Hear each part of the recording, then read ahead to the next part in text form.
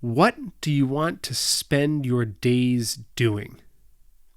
All of a sudden, it takes away the practicality of it. It takes away the day-to-day. It takes away the process of getting through this certification and then go that. Like, it just takes away all of that, and it breaks down like, what do you want to spend your life doing? What do you want to spend your hours of your day? When you're tired at the end of the day, is it a good tired or is it a depressed tired? What does that look like?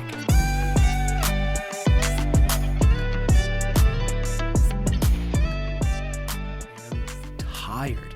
I'm exhausted. I wake up at 5, I hit the ground running, and I don't stop until 10:30, and I have, or maybe about 10 o'clock, and I have like 10 or 15 minutes to just mentally decompress and do nothing until I need to go to bed. And this is probably not sustainable. It's probably not the most efficient way to live my life, but it's the only way I can right now.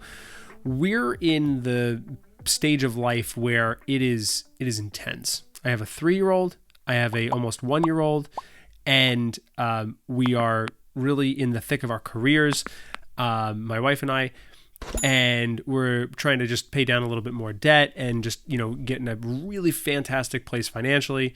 And it is a lot. It's a lot. And the reason why it's a lot is because if you want to make something happen, you have to really attack life. But I just realized, what are we really doing? What is this whole thing? We're constantly moving, going, running, chasing. What? What are we chasing? Well, we know it. We're chasing, when we really think about it, the almighty dollar. Because when you look at somebody who's really well off, a really wealthy person, they're not outside raking up the mulch and the dead leaves they didn't get a chance to from the previous fall. They're not doing that. They're not driving Uber Eats at night to try to make some extra cash. They're not doing that. They're living a much more leisurely life. Now, some of them have a lot more mental stress than others because maybe their jobs or their positions in their companies are very, mentally demanding and taxing, and maybe that has pressure. But on the outside, from the hour-to-hour moment when you compare schedule to schedule, they usually got it a little bit easier.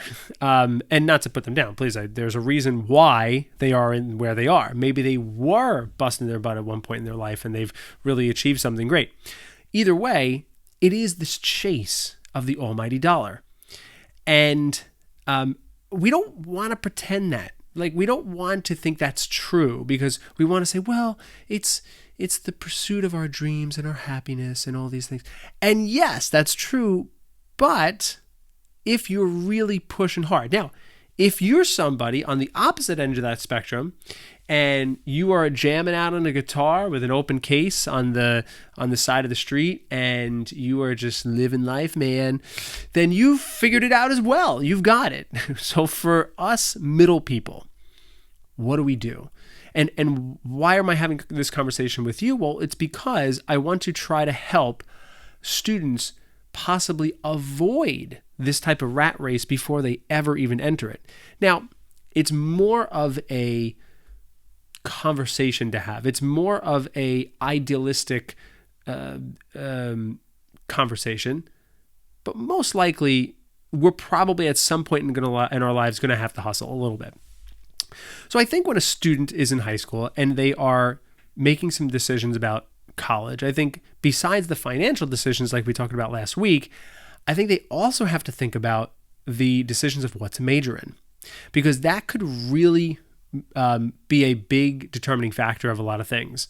For instance, once you pick a major and you spend a year down that road in that major, oftentimes it's very hard to change majors because most of those credits are not going to apply to that new degree. And you're going to have lost out on those courses, aka those dollars, and you're probably going to have to take more courses and not going to be able to graduate on time, so therefore more dollars. And God forbid somebody who spends 2.5, even 3 years down a major and just all of a sudden figures out that I don't want to be pre-law. I don't want to do this. oh my God, my parents actually have been pushing this narrative so much. This is not even me. I want to be an artist. I want to draw. Uh-oh. What do we do?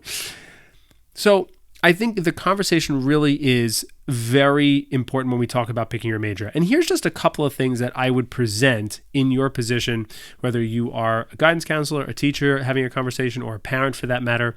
I think a couple of questions to ask your child if they're not 100% sure. I think question number one is one of the most important. What do you want to spend your days doing?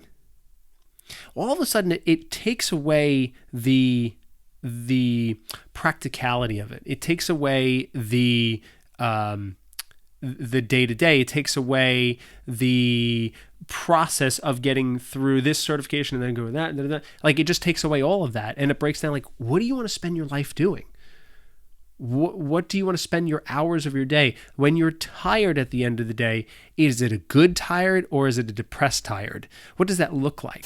I don't have to tell you, students today are way too stressed, overwhelmed, and anxious about their lives and their futures. This is why I do what I do. As a youth speaker, I teach students to step back from the situation, see the choices they have in front of them, make great decisions, and build positive patterns around this process. Whether it's substance abuse, bullying, or stress about their digital lives, the students I've worked with have had some great success. So I want to work with your students.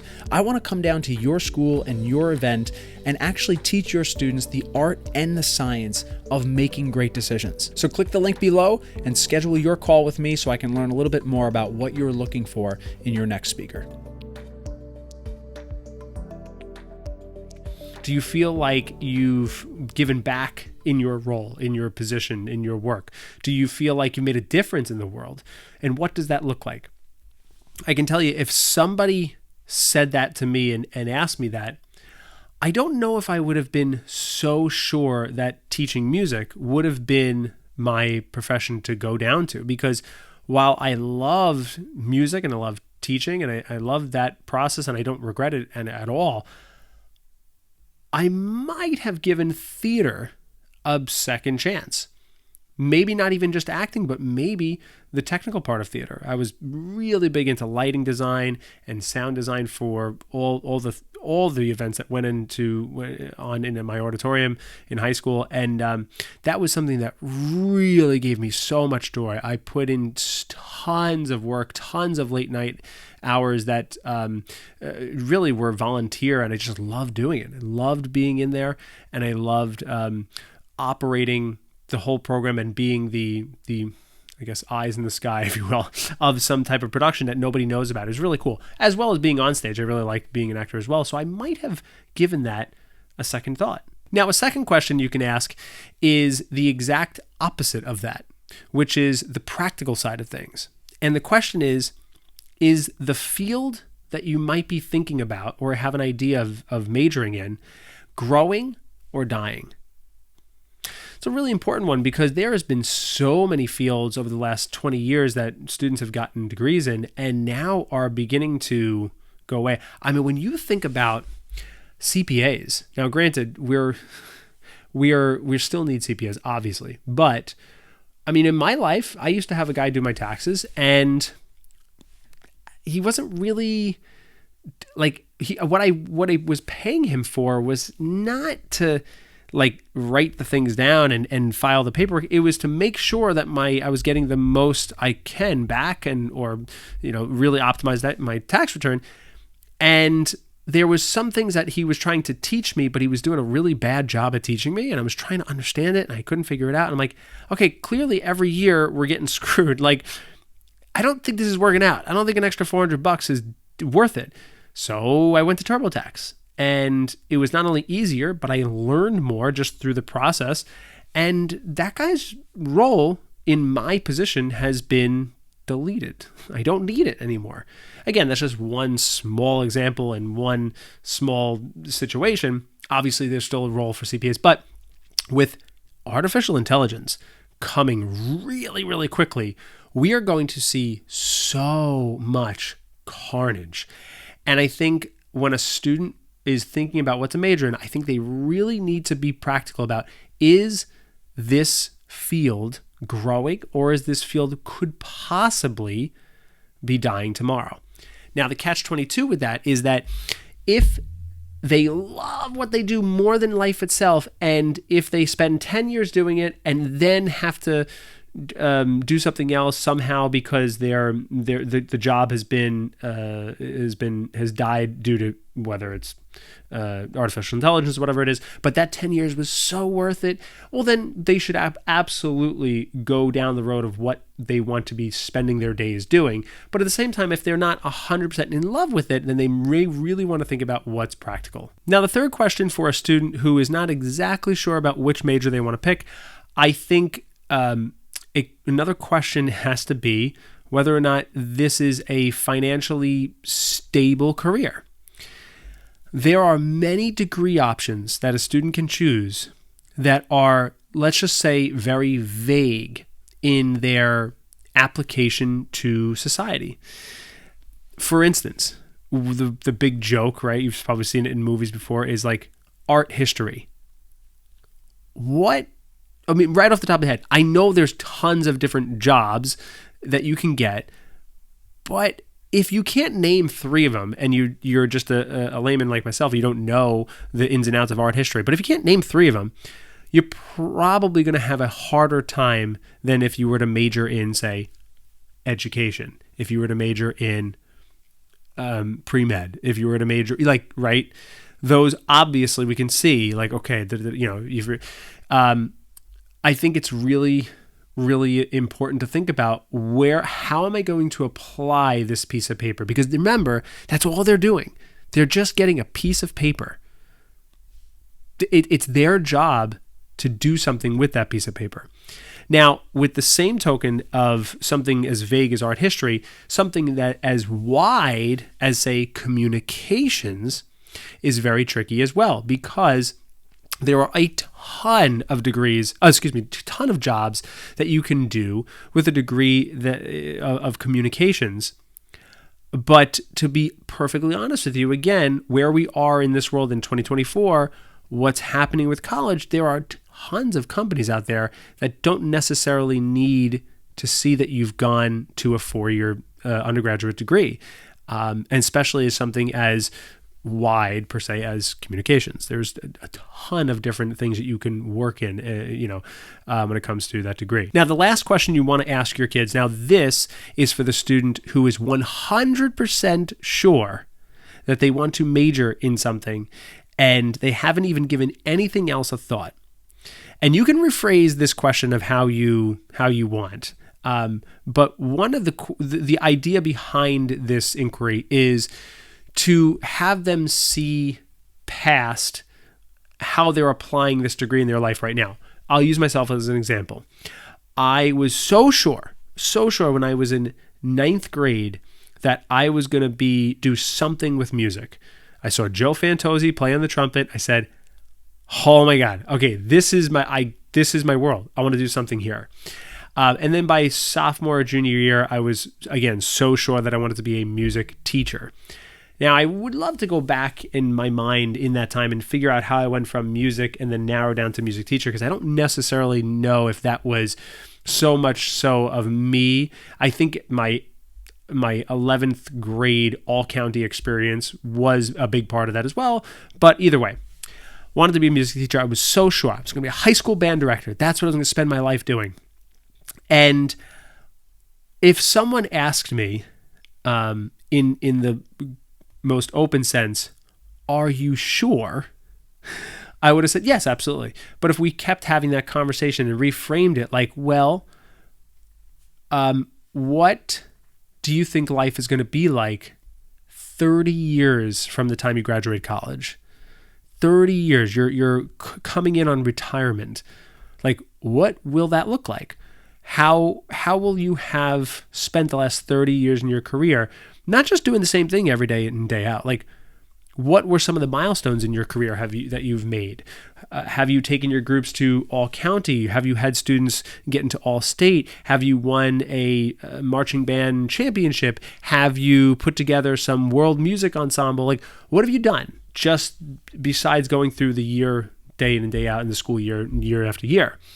You could also rephrase this in a way that asks them right now, describe what that would look like. And for education is really pretty easy because colleges have gotten so good at making sure that, well, they've gotten decent at making sure that students kind of know what the degree is like as they're going through it. So they have a lot of opportunities to observe. Most colleges have freshmen right out of the gate get in the classroom and start observing different teachers in their area. And by junior year, some of them are student teaching. I know I was student teaching my senior year. Either way, this is a really big opportunity, but there's a lot of degrees that don't do that. I know of a family friend who wants to be a nurse or something in the medical field, but I'm not sure if she's ever done anything or observed anything of what a real hospital 12-hour shift looks like. And I think that is a huge difference. And I think there should be more opportunity for high school students to observe, and not just one-off, like observe a longer period time of what somebody's job actually looks like the day in and day out. How gross it might be, how scary it might be, how difficult it might be, or, how intense it might be, how long it might be. Like they really need to know those little details other than, yes, I'm going to teach, Percy Granger's great works for wind band to high school students, and it's going to be wonderful, like whatever. So those are my questions for you to ask today to your students who are thinking about what to major in, or if they're really sure about what to major in. Thank you so much for tuning in today. I hope you enjoyed this. I hope you're able to use these questions wisely with your students next time you have those conversations. And let me know in the comments if you have any variations of these types of questions. I'd love to hear them. If you like today's episode, then let me know by hitting like, hitting subscribe, and hitting the bell notification to be notified every time I release a new video. And speaking of videos, if you like this one, then you might also like this one right over here.